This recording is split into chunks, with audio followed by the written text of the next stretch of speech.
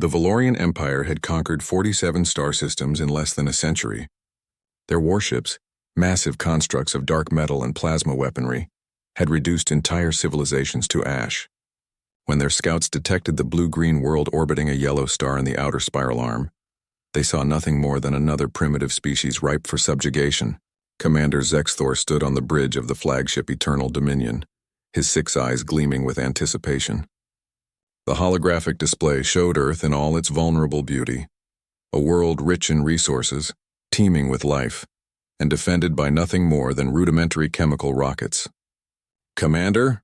his intelligence officer hissed, mandibles clicking nervously. "We've intercepted warnings from the Kelvin Confederacy. They advise extreme caution regarding this planet. They call it a trap." Zexthor's laugh echoed through the chamber, a sound like grinding stones. "The Kelvin? Those cowards fled from a single human exploration vessel. Their fear means nothing. Prepare the invasion fleet." But the warnings had been clear.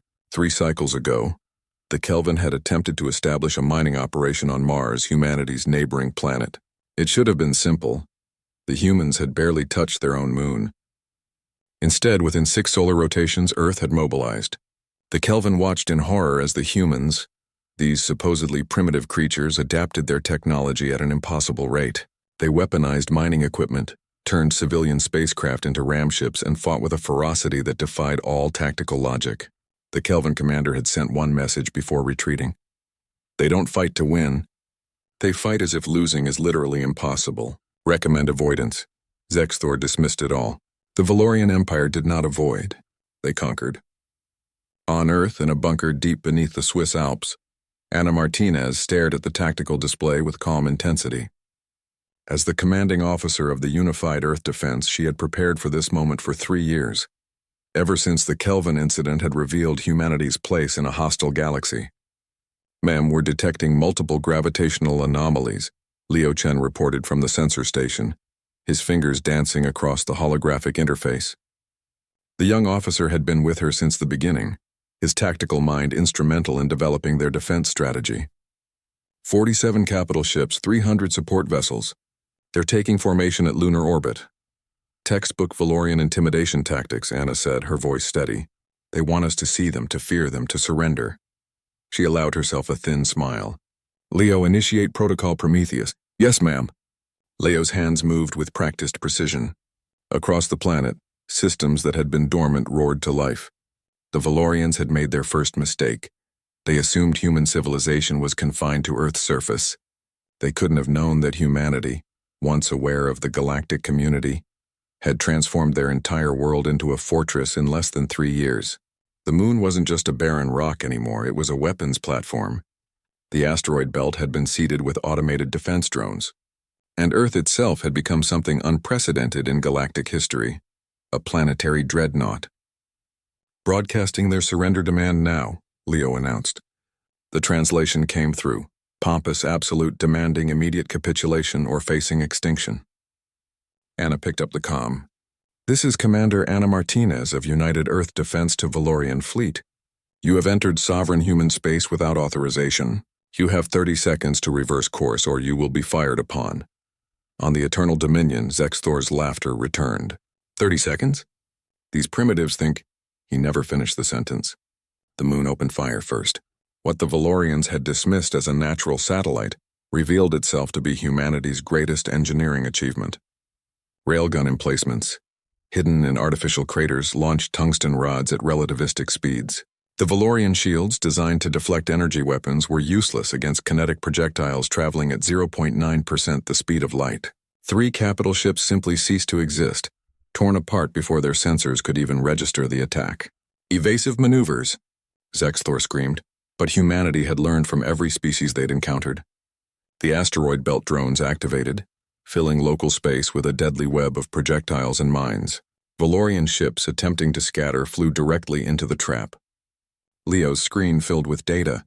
Target saturation at 92%. They're trying to break for high orbit. "Activate the Kessler grid," Anna ordered. Earth's orbital platforms, disguised as defunct satellites and space junk, suddenly lit up. Thousands of them, each containing swarms of microdrones. They dispersed like a metallic fog, creating a barrier that shredded anything attempting to pass through. The Valorian fleet, accustomed to fighting in clear space, found themselves trapped in a sphere of flying razors. But the true horror for the Valorians was yet to come. Humanity had learned something during the Kelvin incident, something that would become their signature in galactic warfare. Humans adapted impossibly fast. The Valorians used plasma weapons.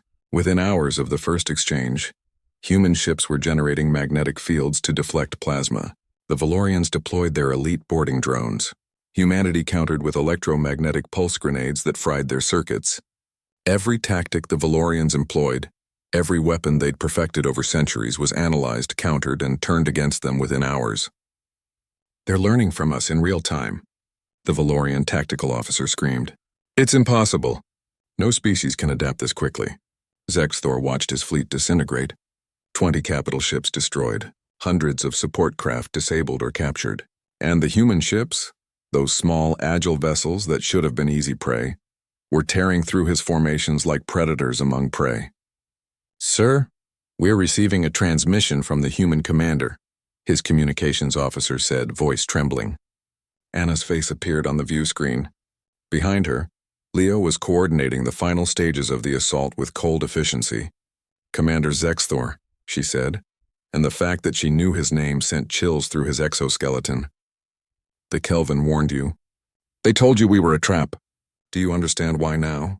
Zexthor said nothing. "We're not a trap because we're secretly powerful," Anna continued. "We're a trap because we're desperate, creative, and we never stop learning. Every species that's attacked us has made us stronger. Every weapon used against us becomes our weapon.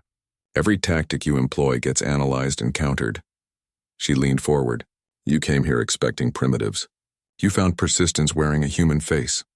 We are the Valorian Empire," Zexthor roared. "We have conquered 47 star systems. Yes, we know. We've studied your tactics, your history, your psychology. Did you study ours?" Anna's expression hardened. "You're down to 23 capital ships. You can retreat now or you can stay and we'll reduce that number to 0. Choose." The Eternal Dominion shuddered as another railgun round grazed its shields. Zexthor looked at his tactical display, at the remains of his once mighty fleet, at the planet that should have been easy prey now revealed as a coiled predator. "Signal retreat," he whispered. As the Valorian remnants limped away through the debris field, Leo turned to Anna. "Should we pursue?" Anna shook her head. "Let them go. Let them warn the others." She gazed at the view screen, at the stars beyond. "Let the galaxy know. Earth isn't trapped out here with them. They're trapped out here with us." The Valorians would indeed warn others. The blue world in the outer spiral arm would become legend, a place where empires went to die, where arrogance met its match. The Kelvin had tried to warn them. "Don't go to Earth, it's a trap." They were right. But not in the way anyone expected. Humanity wasn't the trap. Underestimating humanity was